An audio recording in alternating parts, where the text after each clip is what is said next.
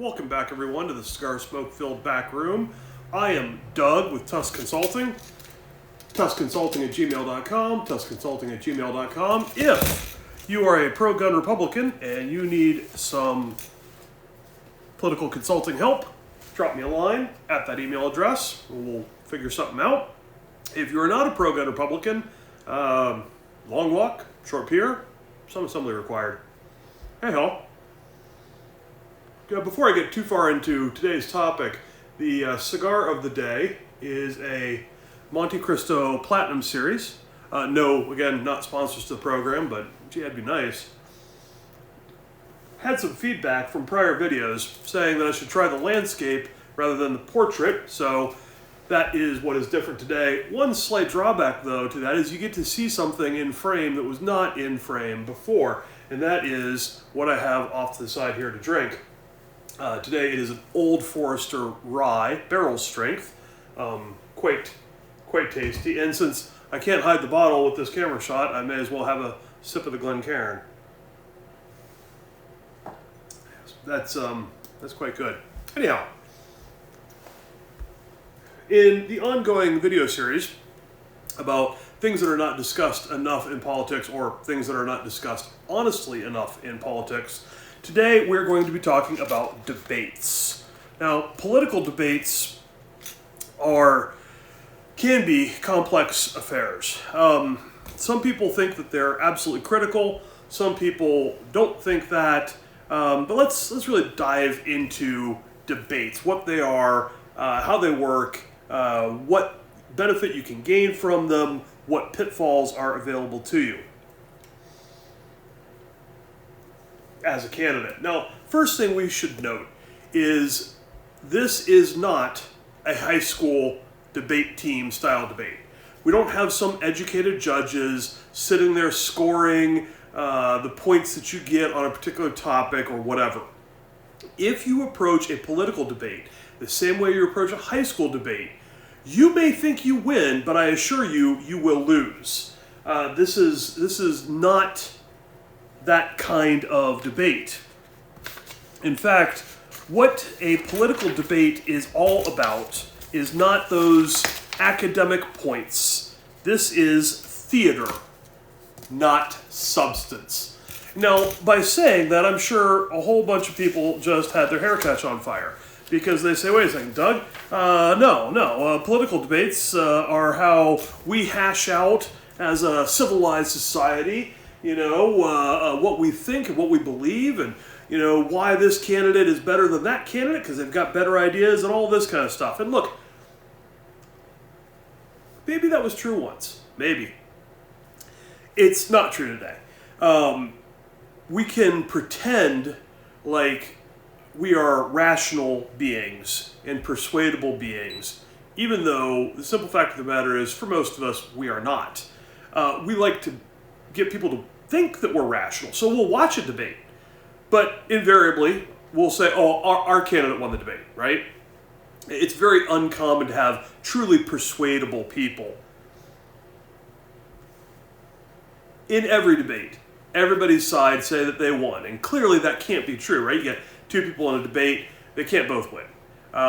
It's silly. We use the debate process as a pretext to say, wow, my guy did really good in the debate, that's why I support him. When in fact, you're probably going to support him anyway. So that brings up an excellent question. I seem like I'm getting pretty negative on debates, and look, there's positives and negatives to debates, so yeah. There's going to be some negative to debate, but let's start with the basic question. If you are a candidate running for political office, doesn't matter what, dog catcher, state rep, mayor, I don't care, should you even debate? And the answer to that question lies in a couple of parameters. First question, who's hosting the debate? If you're a conservative and some liberal group is plotting an ambush and they're doing it by hosting a debate, no, you should not debate. What they're going to do is they're going to ask you loaded questions and try to get you to say something dumb so that they can then tear you apart, okay? And there are lots of these liberal ambush groups running around out there that will claim all day long that they are nonpartisan. And it's a lie. It's just a lie. Okay? They are partisan. It'd be like the NRA, pro-gun Republican here, right? The NRA coming out and saying they want to do a debate for Democrat primary for Congress. Now, there are some states where you'd be smart if you're a Democrat to be pro-gun, but there ain't many, and there's fewer and fewer all the time. No Democrat running for Congress in America is going to go to a debate hosted by the NRA when they have a primary opponent. Not going to happen. Now, technically, the NRA is a nonpartisan organization. Technically, I don't think anybody believes that they are on average friendly with the Democrats. So why is it that when the flip side is true, we Republicans pretend like we have to care what some allegedly nonpartisan group that's really a bunch of ambushing liberals thinks? Hey, we don't have to care. We don't have to pretend that we care. We don't have to dignify them by accepting an invitation to their debate. Don't do it.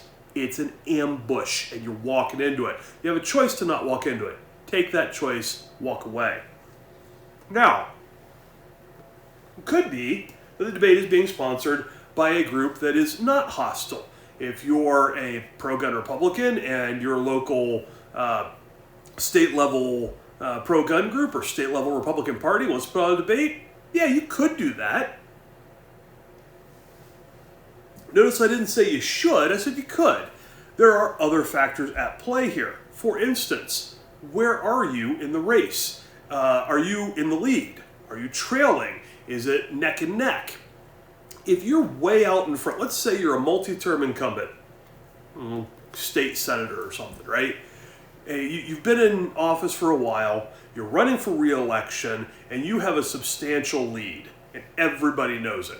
And you've got some pipsqueak upstart running against you that has practically no money, practically no name ID, and basically just runs around throwing bombs, metaphorical bombs, and doesn't actually engage in any substance. Now you, being an experienced office holder, may be very tempted to debate him because I'm going to destroy him in a debate. I know all this stuff about legislation and policy and the budget cycle and blah, blah, blah, blah. And this guy's is just an ignorant, bomb thrower that is only about hyperbole, doesn't actually understand a single issue. If I debate him, I will crush him in the debate.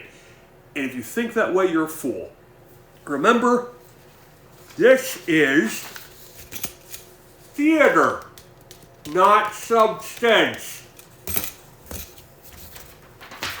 Thinking about it from a standpoint of substance, of policy, is walking into a trap also. If you're way out in front and you have some, yapping dog nipping at your heels, don't debate them. You're not going to gain anything. Look, Donald Trump has locked up the Republican nomination. He didn't debate any of his primary opponents here in 2024. Not one. Ever. Why? Because at his worst, he was only up by 30 points. Most of the time, he was up more than that. When you're up 30 plus points, you don't need to debate. You don't need to give them a platform to make them seem like they're equal to you. It's foolish. You risk way more than you gain, so don't do it. Now, having said that, if you are behind, of course you want to debate. What do you have to lose, right? If you're trailing by 30 points, a debate ain't going to make it worse. And even if it does, it ain't going to change the outcome. So after the debate where you do horribly, you trail by 40 points. So what? A loss is a loss. But maybe you could pick up some steam, right? Maybe you could go from 30 points down to 20 points down. And now as you're closing in towards election day, you have momentum on your side, etc., etc. So if you're behind, you want to debate. If you're ahead, especially if you're far ahead, you don't want to debate. What if it's neck and neck? It's tied. Now debating may be quite valuable because it can give you an opportunity to showcase how you are better than your opponent.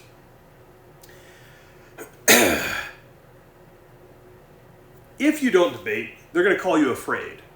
But does that matter? And even if they do call you afraid, it takes money in order to make that stick. especially if you have a poorly funded opponent. Who cares if they say you're afraid? It doesn't matter if they can't get the message out, does it?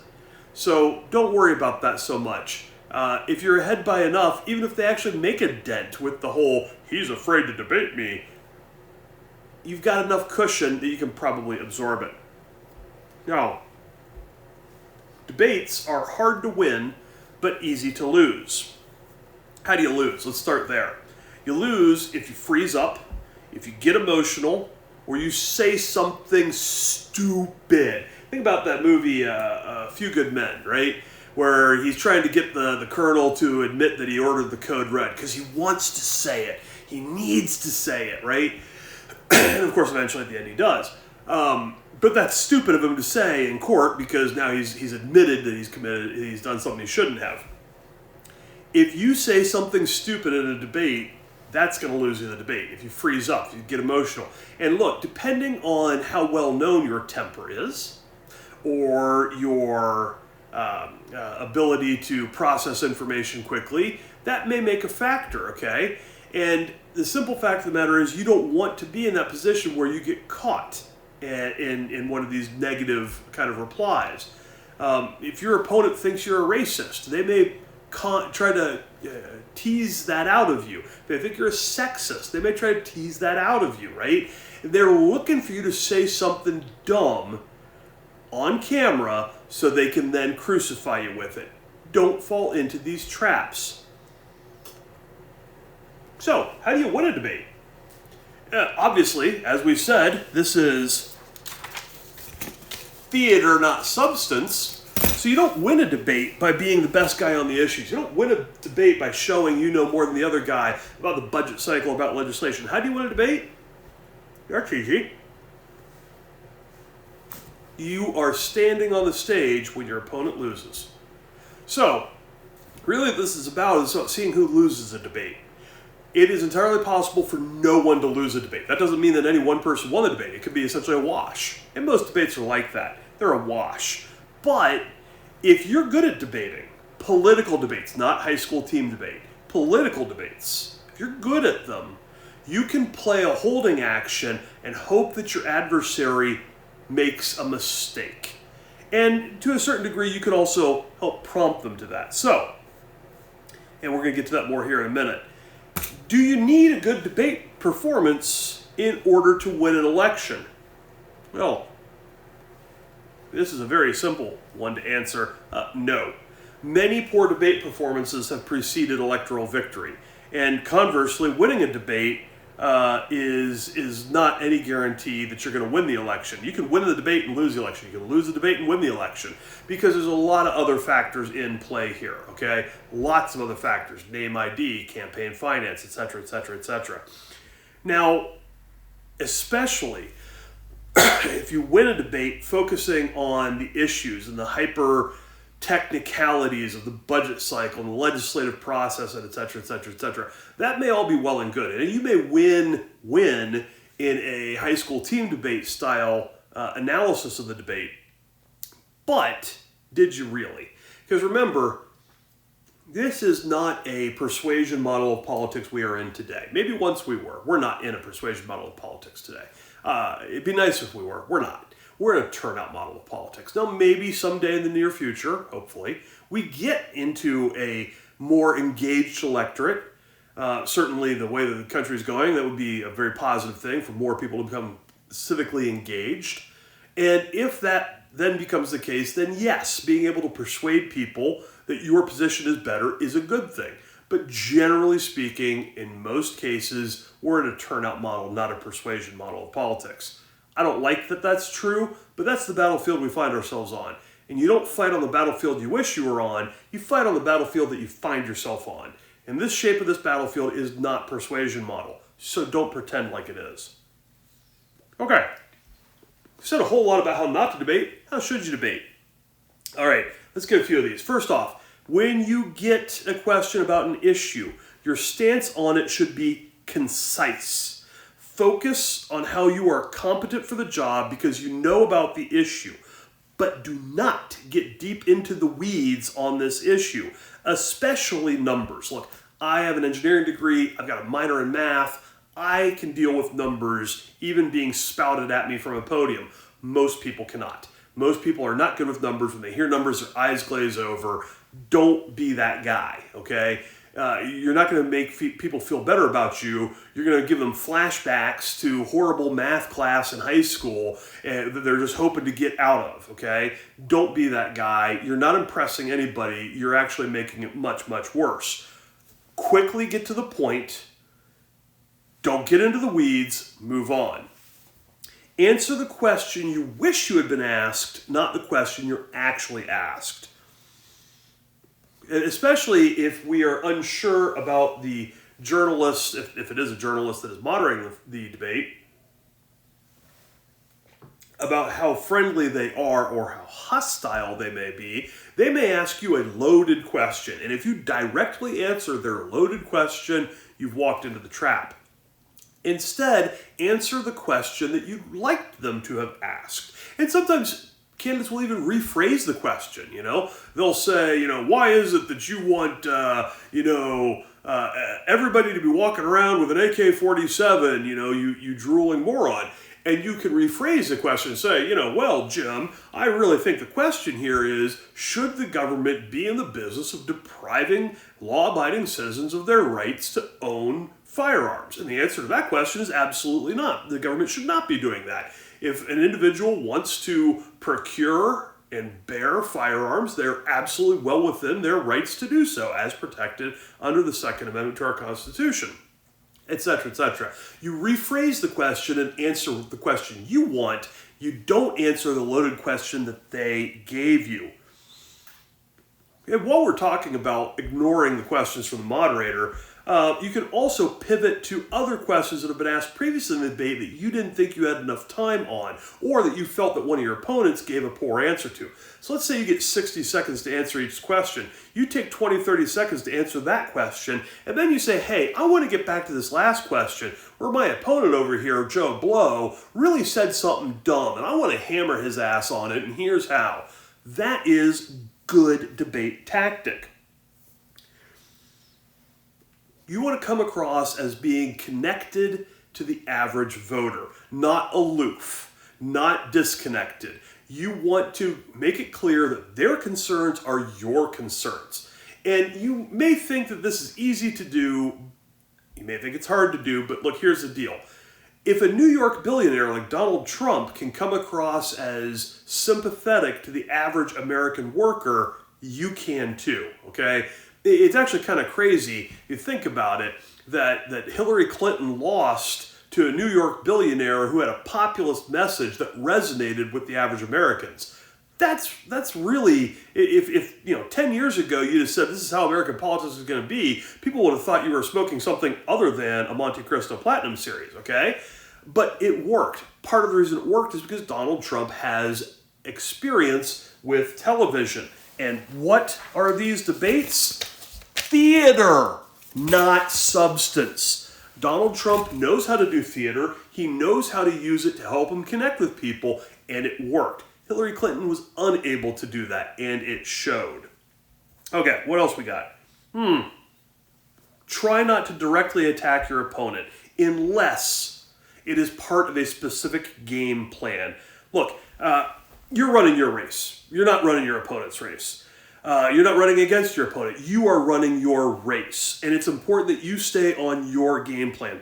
But if you think you can entice your opponent into making a mistake, forcing an error, it is wise to do so. If your opponent is known to have a short temper, needle him, antagonize him, give him an excuse to get emotional. Because if he gets emotional, he's going to lose. People don't want emotional leaders. People don't want angry leaders. People don't want people that are vindictive and so forth.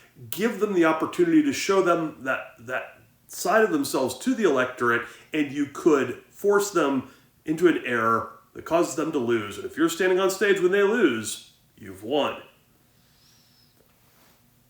Remember, this is a show for the audience, so look at the camera.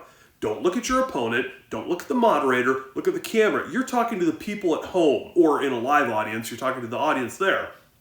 If there's a camera, always know where the camera is. If there's multiple cameras, always know which camera is on. If you don't know how to do that, figure it out fast, because otherwise you're not going to look as good as you could. Look at the camera, talk to the people, not to your opponent, not to the moderator. So, in summary, debate if you want to, but remember that political debates are theater, not substance. This is not a high school team debate. Look good, be prepared, be composed, have a plan, execute that plan. Thank you, everybody, for joining me. Look forward to seeing you in the next one. Remember, Doug with Tusk Consulting, tuskconsulting@gmail.com.